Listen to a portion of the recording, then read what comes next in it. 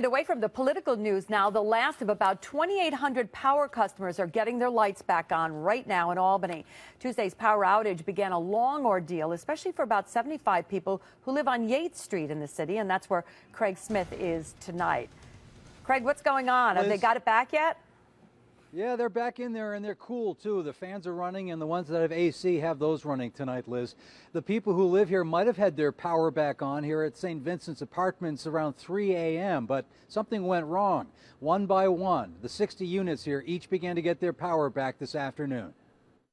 Outside was hot, inside was hot. I don't know. Man, it was terrible. That's Lee McGriff, one of the lucky ones whose apartments were back on around 6 o'clock.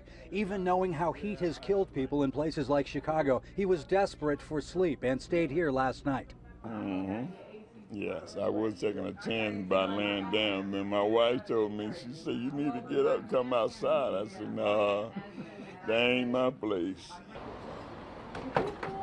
Dinner delivered tonight by Salvation Army volunteers as tenants recalled what happened when a generator from the state blew some wiring.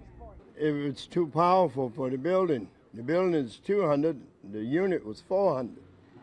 It was too powerful. It made things start smoking and burning. One of the electricians on the job said the generator wasn't configured for what the building needed, but gave no specifics. I haven't been on the site so much. That's why I'm here to check and see what's going on. They had some problems with the generator.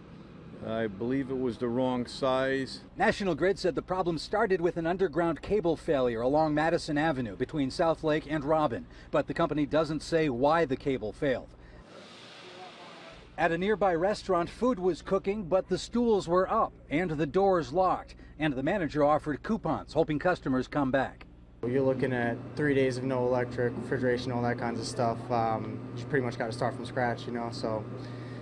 Computers went down too, so we've been catching up on a lot of that today, so we're ready to go tomorrow though. A spokesman for National Grid said that cable failure was going to require about 6 hours worth of splicing. After the power came back here to the main line to this building, the electricians went room to room, apartment by apartment, turning the power on as it was deemed safe. They left here at about 8:45 tonight. Greg, Liz?